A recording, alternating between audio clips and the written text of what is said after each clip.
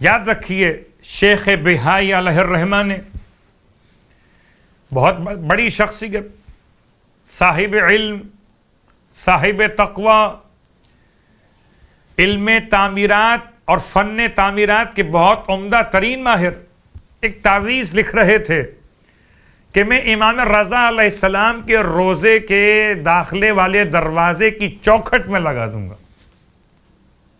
اس تعویذ کا اثر کیا ہوگا کہ کوئی بھی گنہگار امام کے روزے پر جا نہیں پائے گا اندر۔ جیسے یہ خبر عام ہوئی، لوگ بڑے پریشان ہوئے کہ ہم تو گنہگار ہیں، ہم اگر امام کی بارگاہ میں نہ جائیں تو پھر کہاں جائیں گے مغفرت کے لیے؟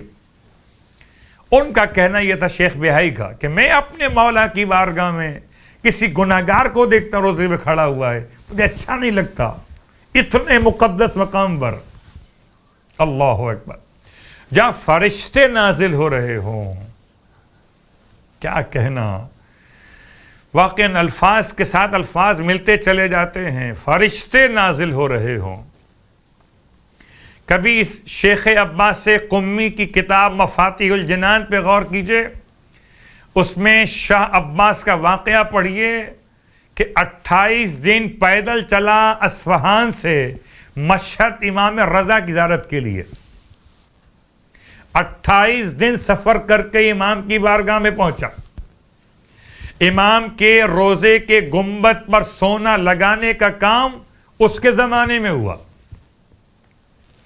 تو آنے والے امام کی بارگاہ میں بادشاہ بھی ہیں، عوام بھی ہیں، علماء بھی ہیں اور طلباء بھی ہیں، اور ان دونوں سے محبت کرنے والے بھی۔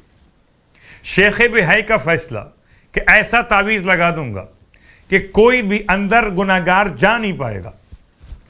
میں سوچتا ہوں کبھی کبھی کہ یہ واک تھرو گیٹ کی جو آج کل جدت ہے کہ یہ انسان کو اس میں گزارا جاتا ہے، آج کل تو یہ کہہ لیجئے کہ وہ سینیٹائز کرنے کے لیے گیٹ لگا دیے گئے۔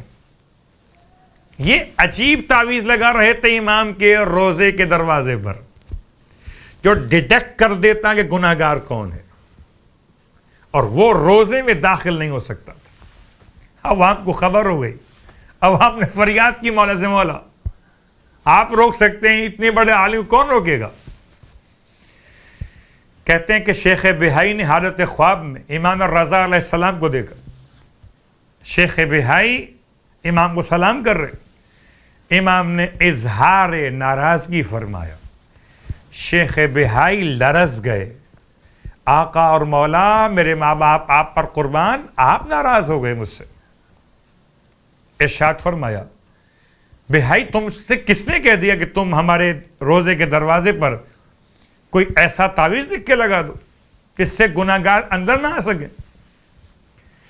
بہائی کہتے ہیں مولا مجھے اچھا نہیں لگتا کہ آپ کی بارگاہ میں کوئی گناہگار منہ اٹھا کے چلائے۔ ارشاد فرمایا، بہائی تم نے غور نہیں کیا کہ اگر گناہگار ہمارے دروازے پر بھی نہ آ سکے تو کس کی بارگاہ میں جائے گا؟ اللہ اکبر۔ اور اب امام کو اپنے چاہنے والوں سے کتنی شدید محبت، اس محبت کے بعد آپ کی بارگاہ مقدس سے خاص پیغام، یہ ہم سب کے لیے پیغام ہے۔ یہ خراسان کا واقعہ ہے۔ آپ کے شیعوں میں سے ایک گروہ بڑی دور سے آپ کی زیارت کے لیے خراسان پہنچا ہے۔ اچھا، ہم تو بڑے آسان زمانے میں پیدا ہوئے کہ امام کے اور روزے پر جاتے، وہ امام کے سامنے جاتے تھے، روزے پر تو آپ چلے جاتے ہیں، آپ کو اجازت ملے یا نہ ملے، آپ تو سمجھتے مل گئی، آنکھوں میں آنسو آ گئے، کیا پتا ملی یا نہیں ملی، وہ الگ موضوع۔ بہرحال اس مشکل موضوع کو چھوڑ رہا ہوں۔ آپ کے شیعوں میں سے ایک گروہ بڑی دور سے آپ کی ملاقات کے لیے، آپ کی زیارت کے لیے خراسان پہنچے، بہت دور سے آئے،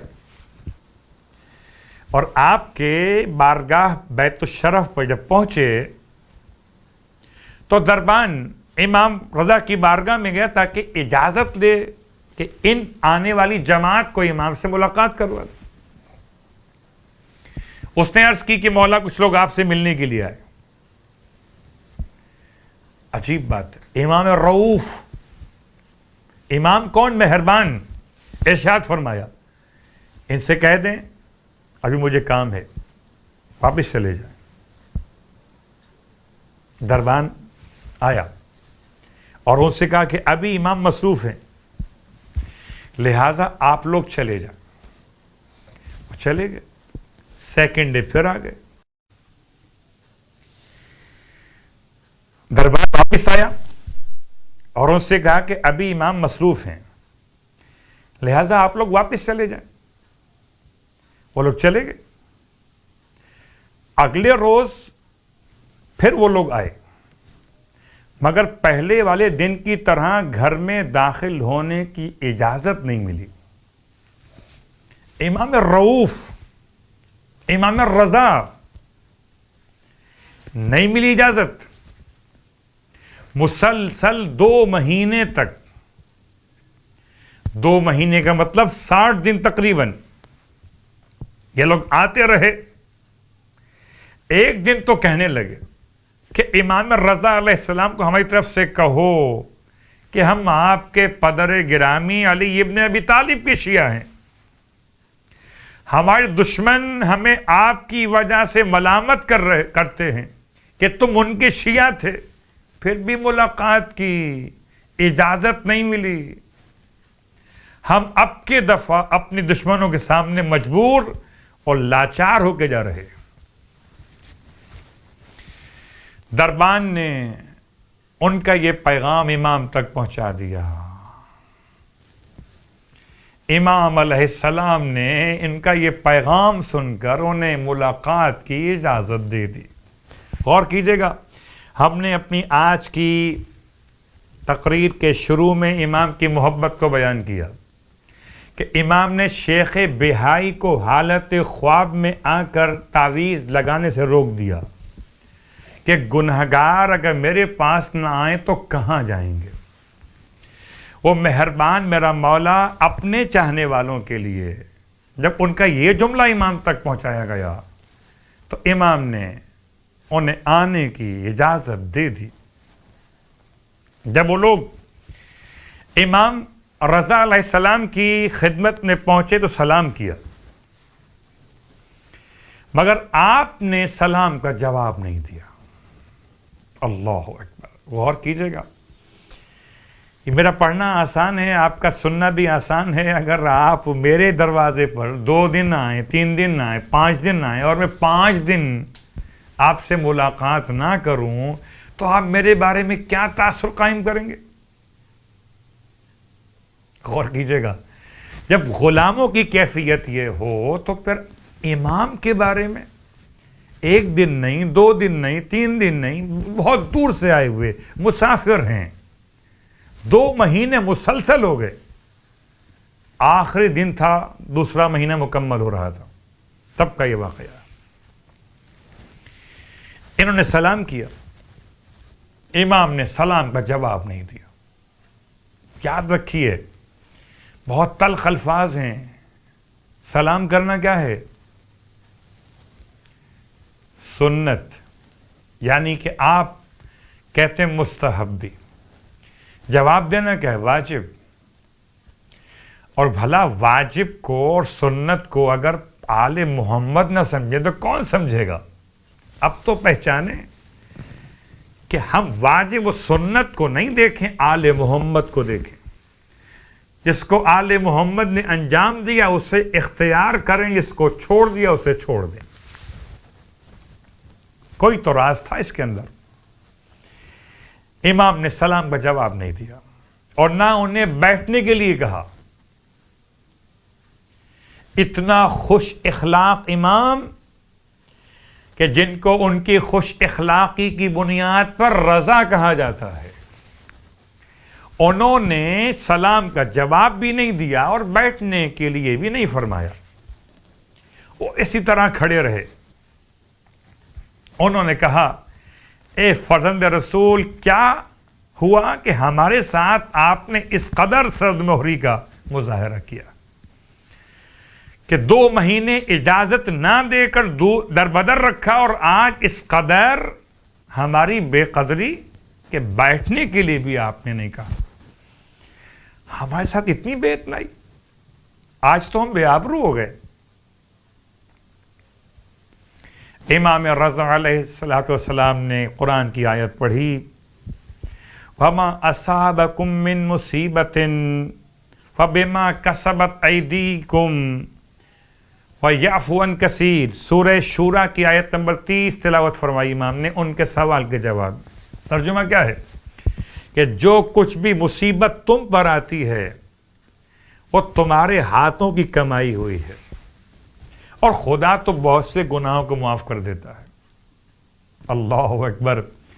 امام نے ہر ایک مومن کو, ہر ایک چاہنے والے کو سمجھا دیا کہ اگر کسی کی دعا قبول نہیں ہو رہی ہے, شرف زیارت نہیں مل پا رہا ہے, حاجتیں روا نہیں ہو رہی ہیں, تو ذرا اپنا محاسبہ تو کرے.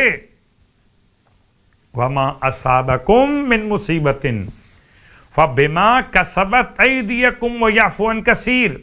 جبکہ بہت سے گناہوں کو تو خدا معاف کر دیتا ہے, اس کے بعد بھی ہم پر جو مصیبت آتی ہے وہ خدا کی طرف سے نہیں آتی, ہمارے اپنے ہاتھوں کی کمائی کی بنیاد پر آتی. اب شاید آپ وہاں تک پہنچ جائیں ہاتھوں کی کمائی. آج کل تو ہاتھوں کا مسئلہ بہت ہے, ہاتھ ملائیے نہ ملائیے, ہاتھوں کو سینیٹائز کیجئے نہ کیجئے, دستانے پہنیے نہ پہنیے. یہ کیا وائرس ہے؟ اپنے ہاتھوں کی کمائی ہوئی مصیبت. امام فرماتے میں نے تمہارے ساتھ اس سلوک میں خدا, رسول خدا صلی اللہ علیہ وآلہ اور امیر المومنین اور ائمہ طاہرین کی پیروی کی ہے. جس کو 8واں امام سلام کا جواب نہ دے, سمجھو اسے پیغمبر نے سلام کا جواب نہیں دیا. جسے 8ویں امام بیٹھنے کے لیے نہ کہیں, سمجھو اسے معصومین نے بیٹھنے کی اجازت نہیں دی. محاسبہ آسان تو نہیں ہے. انہوں نے روتے ہوئے تھے, بڑے چاہنے والے مولا کے, اور چاہنے والے تو آپ سمجھ رہے ہیں کہ 2 مہینے تک آئے ہیں, ورنہ ہوتا آج کل تو ہم دیکھتے ہیں نوجوانوں کو, علم پر گئے, مراد پوری نہیں ہوئی تو علم خدا حافظ, مراد پوری ہو گئی تو کیا کہنے, سبحان اللہ ماشاءاللہ. خیر یہ تو ایک اشارہ کیا آپ کی خدمت میں جذباتیت کا. انہوں نے عرض کی تمام مولا کے چاہنے والوں نے, ہم نے کیا گناہ کیا ہے؟ آپ میں ارشاد, عجیب گناہ ہے, بہت غور کی, عجیب گناہ ہے. شراب نہیں ہے, زنا نہیں ہے, چوری نہیں ہے, غیبت نہیں ہے, تہمت نہیں ہے, کسی کی برائی نہیں ہے, نماز قضا نہیں کی ہے, روزے چھوڑ نہیں دیے ہیں. کیا گناہ کیا ہے؟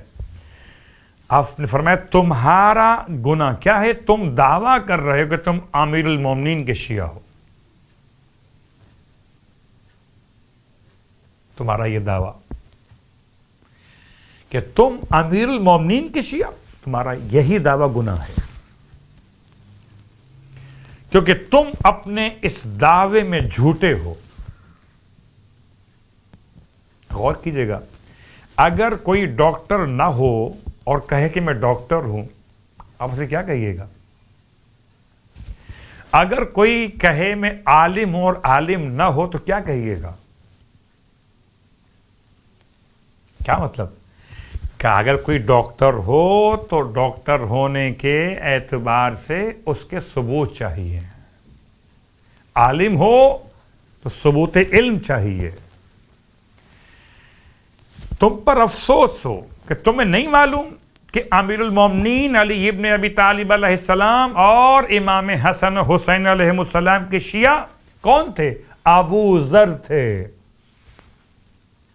مقداد تھے، عمار تھے، محمد بن ابی بکر تھے، کہ جنہوں نے کسی بھی کیے ہوئے کام کی مخالفت نہیں کی، اور تم لوگ ہو کے دعویٰ کرتے ہو کہ ہم شیعہ ہیں، لیکن اپنے اکثر اعمال میں خلاف ورزی کرتے ہو، کوتاہی کرتے ہو۔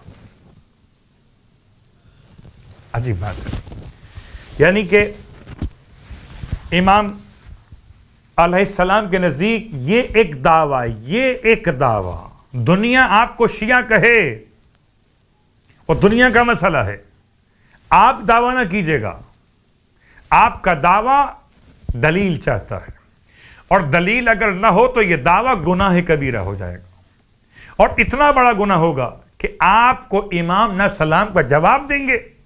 پڑھے جائیے زیارت وارثہ، پڑھے جائیے زیارت عاشورہ۔ اگر آپ دعویٰ کر رہے ہو کہ آپ شیعہ ہیں اور آپ کا عمل شیعوں والا نہ ہو، تو آپ کا یہ سارا عمل امام کی بارگاہ میں قابل قبول نہیں،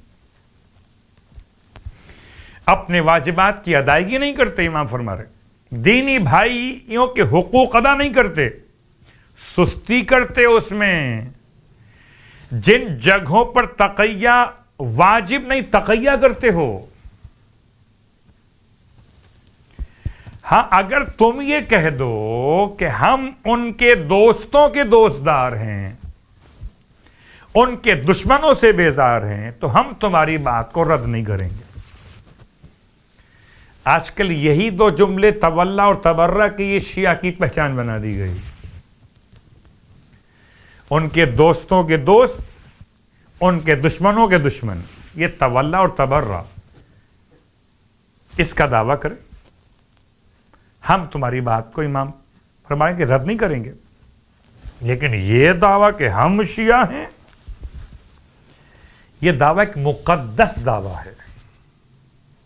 اگر میں اسی ذیل میں آپ کو یاد دلاؤں کہ ایسا ہی جملہ سرکار سید الشہداء کی بارگاہ میں بھی کسی نے دعویٰ کیا تھا، امام نے ارشاد فرمایا ذاکا مقام ابراہیم، ہمارا شیعہ ہونا اتنا بلند جتنا مقام ابراہیم بلند ہے۔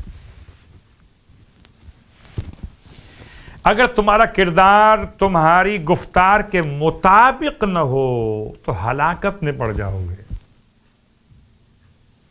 تمہارا کردار تمہاری گفتار کے مطابق نہ ہو، مگر یہ کہ توبہ کرو، اس کی تلافی کرو، تو خدا کی رحمت کے حقدار بن جاؤ گے۔ انہوں نے کہا اے فرزند رسول، ہم دوبارہ اپنے آپ کو کبھی شیعان علی نہیں کہیں گے، بلکہ ہم یہ کہیں گے ہم علی علیہ السلام کے چاہنے والے ہیں، مولا کے دوستوں کے دوست ہیں، اور آپ کے دشمنوں کے دشمن ہیں۔ اس وقت امام رضا علیہ السلام نے ارشاد فرمایا تم پر آفرین ہو دوستو، تشریف لاؤ۔ یہاں تک کہ آپ نے ہر ایک کو گلے سے لگایا۔ اللہ اکبر۔ امام رضا علیہ السلام کے روزے پر جالی کا ایک حصہ ہاتھ لگانے کو نہیں ملتا۔ اگر کسی کو امام کا معانقہ مل جائے، اللہ اکبر، کتنا بڑا مقام۔ آپ نے ہر ایک کو گلے لگایا اور دربان سے ارشاد فرمایا کتنی دفعہ انہیں میرے پاس آنے سے روکا۔ دربان نے عرض کی مولا 60 مرتبہ ہو چکا ہے۔ ارشاد فرمایا دربان سے کہ تم میری طرف سے ان کے پاس جاؤ اور انہیں سلام کر کر کے آؤ، اتنی مرتبہ۔ یہ لوگ توبہ استغفار کر کے پاک ہو چکے اور ہمارے ساتھ دوستی کی وجہ سے کرامت کے مالک بن گئے۔ ان کے جو کام ہیں انہیں پورا کر دو، ان کی مشکلات کو دور کر دو، ان کی ضروریات ہیں جو انہیں پورا کر دو، اور جو انہیں چاہیے پیسے اخراجات کے لیے تمام کے تمام ادا کر دیے جائے۔ کتاب کا حوالہ بحر الانوار، عربی لحاظ سے جلد نمبر 68 68 نمبر کی جلد۔